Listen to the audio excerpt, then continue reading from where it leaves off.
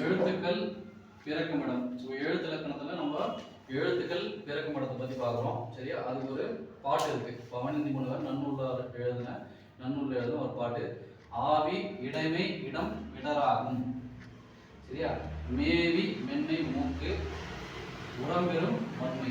சரியா? இது மூலமா நம்ம என்ன தெரியுது அப்படின்னு பார்த்தீங்கன்னாக்கா, உயிர் எழுத்து ஆவி அப்படிங்கிறது என்ன அப்படின்னா உயிர் எழுத்து.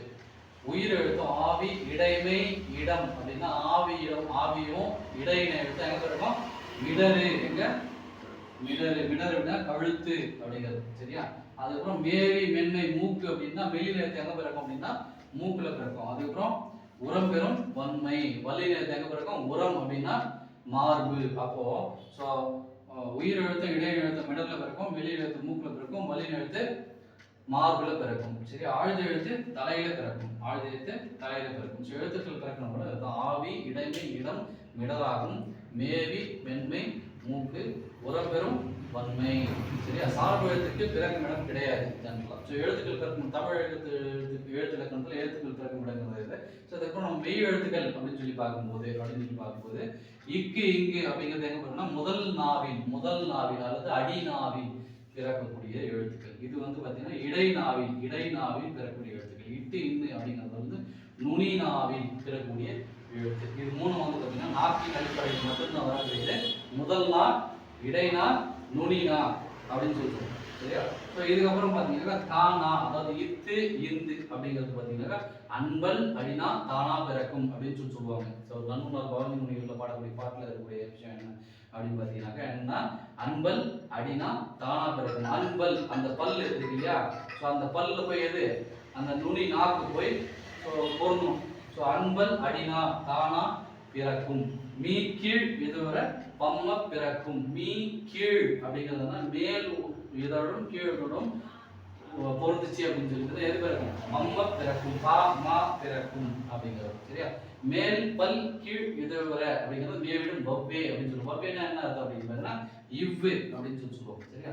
இடைனா இடையெண்ணம் நனியுற ஈ உரைய தோன்றும். சரியா? இடைனா இடையெண்ணம் வந்தாலே எதை தோன்றும்? உரைய தோன்றும், ஈ தோன்றும். சரியா? சரி, ஓகே. அதுக்கப்புறம் பார்த்தீங்கன்னா இது மூணு அப்படிங்கிறது நுனிநாக்கு மூலமா தான் இற்று இன்னு இரு இழு இல்லு இது தோன்றுது அப்படின்னு சொல்லுவோம். சரி, இது நுனினா வந்து பார்த்தீங்கன்னாக்கா அன்னத்துடன் பொருந்தனா நன்றாக பொருந்தி வருது, அதாவது ஒற்றி வருது அப்படின்னு சொல்லி பார்த்தீங்கன்னா இற்று இன்னு. சரி, அதே வருடனா வருடி வருது அப்படின்னு இரு இழு ஒற்றவும் செய்யும் வருடவும் செய்யும்னா இல்லு இல்லு. ஸோ இதுதான் எழுத்துக்கள் பிறக்கணும். பவனி முனிவர் நன்னூலார் இருக்கக்கூடிய பாட்டில் இருக்கக்கூடிய விஷயம் என்ன அப்படின்னா முதல் நா, இடைநா, நுனினா. சரியா?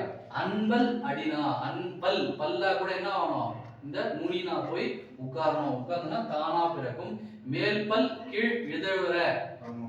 சரியா? மேல்பல் கீழ் எழுதுவர மேவிடும் வவ்வே. சரியா? மீ கீழ் எழுதுவர மீ கீழ்னா மீனா மேல், கீழ்னா கீழ், இதழ் மட்டும் தான் ஒட்டி வரும். அப்படின்னா பம்ம பிறக்கும். சரியா? ஸோ இது வந்து பார்த்தீங்கன்னா இடைனா இடையெண்ணம் அப்படி உரைய தோன்றும். சரியா? இது வந்து நுனினாதான். ஸோ அன்னத்தோட என்ன வேணும்? ஒற்றனும். ஒற்றி வருதுன்னா ஈற்றி. வருடி வருதுன்னா இரு இழு. ஒற்றவும் வருடவும் இல்லு இல்லு. சரியா? இதுதான் வந்து நம்ம வந்து எழுத்துக்கள் பிறக்கும் இடத்துல பார்க்கணும். சரி, இதுக்கப்புறம் நம்ம சொன்ன மாதிரி ஆகுபெயர்கள் அப்படின்னு சொல்லும்போது ஆகுபெயர் மொத்தம் 16 வகைப்படும். ஆகுபெயர்கள் மொத்தம் 16 வகைப்படும். சரியா? ஸோ இந்த ஆகுபெயர்கள் அப்படிங்கிறத இந்த கிளாஸ் நம்ம பார்ப்போம். ஆகுபெயர்கள் ஸோ 16. பெயர் சொற்கள் அடிப்படையில் எத்தனை ஆகுபெயர்கள் வரும்? 6 வகையான ஆகுபெயர்கள் வரும். அளவை ஆகுபெயர்கள் மொத்தம் எத்தனை கேட்டா 4 ஆகுபெயர்கள். இது மொத்தம் 10 ஆயிடுச்சு. அப்போ மீதி 6 என்னென்ன அப்படின்னு சொல்லி பார்க்கும்போது சொல் ஆகுபெயர். சரியா? ஸோ அதுக்கப்புறம் நம்ம வந்து தானிய ஆகுபெயர், கருத்தாகுபெயர், கருவி ஆகுபெயர், காரிய ஆகுபெயர், இது இல்லாத உவமை ஆகுபெயர். இந்த 16 வகையான ஆகுபெயர்கள் என்னன்றதை பார்க்க போறோம். சரியா? ஸோ இந்த எழுத்து இலக்கணத்தில் அடுத்தது நம்ம 1 by 1 பார்த்துட்டு இருக்கிறோம். முதல்ல எழுத்து இலக்கணம் வந்து பேசிக் என்னன்னு பார்த்தோம். அப்புறம் கம எழுத்தின் வகைகள் என்னென்ன அப்படின்னு சொல்லி பார்த்தோம். அதுக்கப்புறம் சார்பு எழுத்தின் வகைகள் என்னென்னு பார்த்தோம். இதுக்கு நடுவில் நம்ம வந்து என்ன பார்த்தோம்? உயிரிழவுடை, ஒற்றளவுடை, உச்சியலுகரம், உச்சியலுகரம். சரியா? ஸோ இதில் முச்சியலுகரம் அப்படிங்கிறது சேர்த்து பார்த்தா அப்புறம் குருக்கங்கள் ஐகாரத்துக்கும் அவகாரத்துக்கும் மகரத்துக்கும் ஆயுதபூர்வமா பார்த்து முடிச்சிட்டோம். அதுக்கப்புறம் எழுத்து இலக்கணம், எழுத்து பிறக்கமிடம் அப்படிங்கிறத பார்த்தோம். சரி, இப்போ நம்ம ஆகுபெயர்களுக்கு போகிறோம். சரியா? ஸோ ஆகுபெயர்கள் முதல்ல ஆகுபெயர்னா என்ன அப்படின்னா ஒரு ஒரு பெயர் சொல், அந்த பெயருக்கு பதிலாக வேற ஒரு பெயருக்கு ஆகி வந்து அது ஆகுபெயர்.